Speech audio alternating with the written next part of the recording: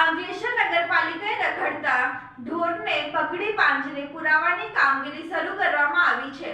અંકલેશ્વર નગરપાલિકા દ્વારા રસ્તે રખડતા ઢોર પકડવાની ઝુંબેશ હાથ ધરવામાં આવી છે। આજરોજ નગરપાલિકાની ટીમોએ પોલીસ બંદોબસ્ત સાથે શહેરના વિવિધ વિસ્તારોમાંથી ઢોર પકડી પાંજરે પૂર્યા હતા। અંકલેશ્વર શહેરમાં વરસાદી માહોલ વચ્ચે રસ્તાઓ પર રખડતા ઢોરના કારણે સર્જાતી ટ્રાફિક સમસ્યા અને અકસ્માતના જોખમને ધ્યાનમાં રાખી નગરપાલિકા દ્વારા વિશેષ ઝુંબેશ હાથ ધરવામાં આવી હતી। આ કામગીરી દરમિયાન સ્ટેશન રોડ, 3 રસ્તા, ભરૂચી નાકા, મોદીનગર અને પ્રતિન ચોકડી સહિતના વિસ્તારોમાંથી રસ્તા પર રખડતા ઢોરને પકડી પાડવામાં આવ્યા હતા। કાર્યવાહી દરમિયાન કોઈ અનિચ્છનીય બનાવ ન બને અને ઢોર માલિકો સાથે ઘર્ષણ ટળે તે માટે પોલીસ બંદોબસ્ત પણ ગોઠવવામાં આવ્યો હતો। પકડાયેલા તમામ ઢોરને મોદીનગર નજીક આવેલા ઢોર ડબ્બામાં ખસેડવામાં આવ્યા હતા। નગરપાલિકાના અધિકારીઓએ જણાવ્યું હતું કે શહેરમાં રખડતા ઢોરની સમસ્યા દૂર કરવા અગાઉ પણ અનેક વખત ઢોર માલિકોને સૂચનાઓ અને ચેતવણીઓ આપવામાં આવી હતી। તેમ છતાં નિયમોનું પાલન ના કરતા ઢોર માલિકો સામે હવે કડક વલણ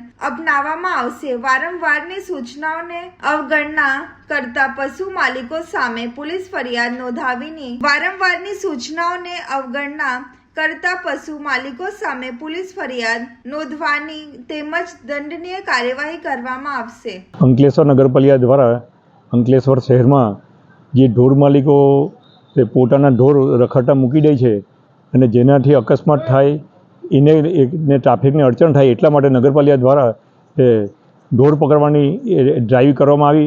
તેમાં આજરોજ સ્ટેશન રોડ, 3 રસ્તા market, Chauta Bazaar, Modinagar road, hotel પ્રતિનથી overbridge, Gadkhol bridge, Mahavir turning ને જુદા જુદા વિસ્તારમાં ફરીને જે રખડતા ઢોરો હોય તેને પકડવાની ડ્રાઈવ કરી છે અને પકડવામાં આવ્યા છે।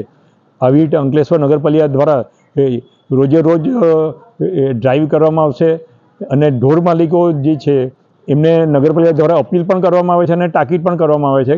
તમે વારંવાર અપીલ કરવા છતાં પણ તમે તમારા ઢોર રખડતા મૂકી દો છો, જેને લીધે કંઈ બનાવ બનશે તો એમાં સંપૂર્ણ જવાબદારી તમારી થશે અને અમારા દ્વારા નગરપાલિકા દ્વારા પોલીસ કાર્યવાહી કરવામાં આવશે।